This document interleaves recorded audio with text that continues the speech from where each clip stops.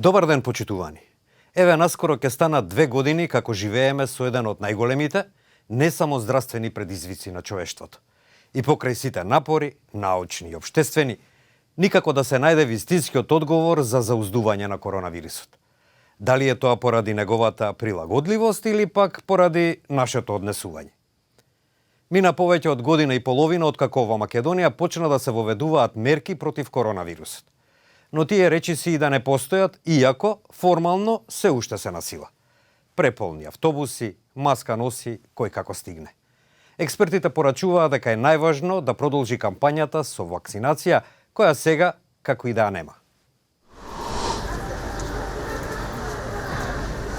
Дневните бројки на новозаразени со коронавирус во Македонија престанаа да паѓаат и во изминативе десетина дена повторно има благ пораст на нови случаи, а се намалува и интересот за вакцинација.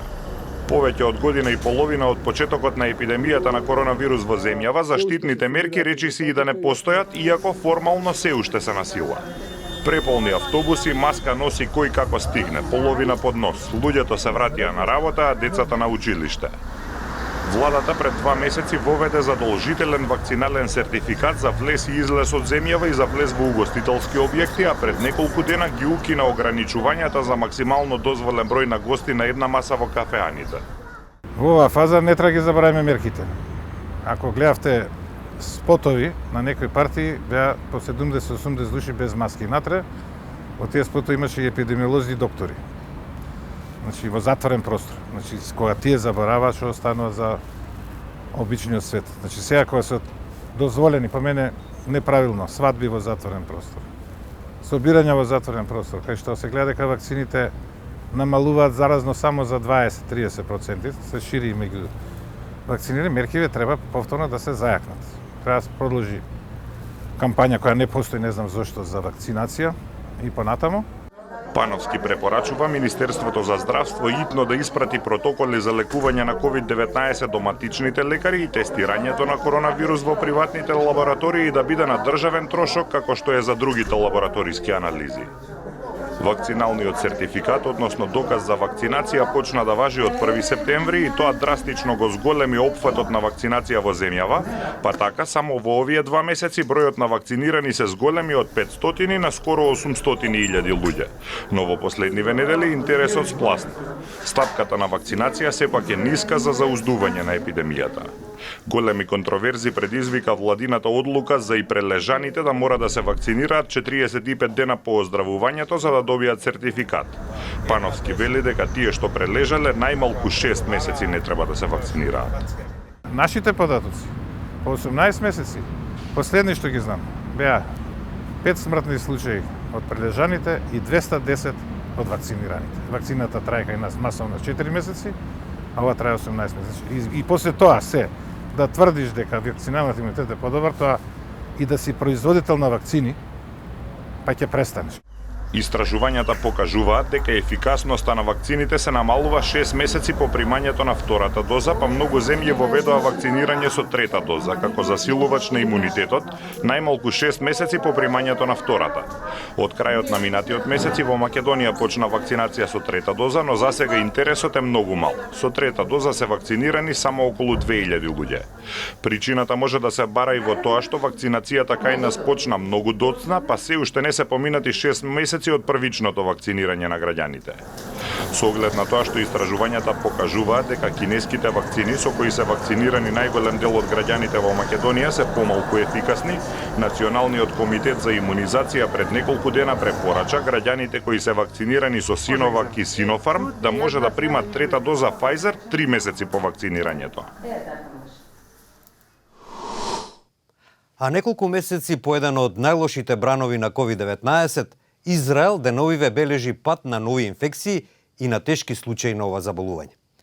Тоа го постигна, како што велат тамошните експерти, со помош на комбинација на мерки, вакцинација со трета доза, воведување така наречени ковид пасоши и задолжително носење маски. Израел во јуни годинава беше изненаден од четвртиот бран на COVID-19, подкрепен со брзото ширење на Делта варијантата. Наместо наметнување нови мерки за заклучување, владата препорача трета доза на вакцината Pfizer за лица на возраст над 12 години, задолжително носење маски и задолжителен така наречен зелен пасош, односно доказ за вакцинација, закрепнување од болест или негативен тест во ресторани и други места, па дури и за децата. Сега дневните инфекции во Израел падна за повеќе од 80%, додека тешки случаи се речиси преполовени. Премиерот Нафтали Бенет оцени дека ваквиот флексибилен пристап овозможува да се живее и со коронавирусот. We're on our way out of the Delta wave without one day of closure, which is a remarkable feat. Стратегијата живот со COVID-19 во Израел не е без контроверзи, но помогна училиштата и економијата да останат отворени.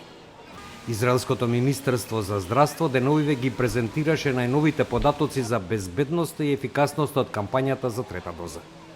Тие покажуваат дека кај луѓето над 60 години инфекциите започнаа брзо да опаѓаат на околу 2 недели по третата примена доза, додека се уште има пораст меѓу другите старосни групи. Главно невакцинираните, често помлади луѓе, сериозно се погодени од коронавирусот. Тие сочинуваат околу 75% од пациентите хоспитализирани во тешка состојба, додека оние кои се вакцинирани со 2 или 3 дози се само 1/4 од ваквите случаи. До сега третата доза е ефикасна во намалувањето на тешки случаи меѓу вакцинираните лица на возраст од 40 и погоре, соопшти Министерството за здравство. Ран Балицер, експерт кој го предводи советодавниот панел на владата за коронавирусот, изјави дека со комбинацијата на мерки успешно е совладана Делта варијантата. But undoubtedly the most important impactful factor in bringing down Delta was the mass vaccination campaign with booster doses that allowed us to reach a very high percentage of those previously vaccinated with 2 doses with a third dose. Доктор Јаел Хавив Јадит, раководителка на единицата за интензивна нега во медицинскиот центар Шеба, пак вели дека таа политика е добра. Goes on and all the hospital is really working. The burden on this team is very high. We have the regular intensive care patients and we have these patients, so it's a lot of work. Во Израел до сега 3,7 милиони луѓе добија трета доза, што е 1/3 од популацијата на земјата. Според Балицер, Израел беше првата земја што се справи против делта сојот со комбинација на мерки и од тие овие искуства може да ги искористат и другите земји. This will be a significant challenge to other countries, and I hope that some of the lessons learned from Israel will allow them to better prepare and better mitigate this threat. Во Израел комбинацијата на мерки се покажа како ефикасна против ширењето на COVID-19. Но според експертите, во сето тоа најважно е однесувањето на луѓето или строгото почитување на тие мерки. Вашите мислења во врска со ова можете да ги споделите на Facebook, Twitter и YouTube на македонската редакција на Радио Слободна Европа. Довидување.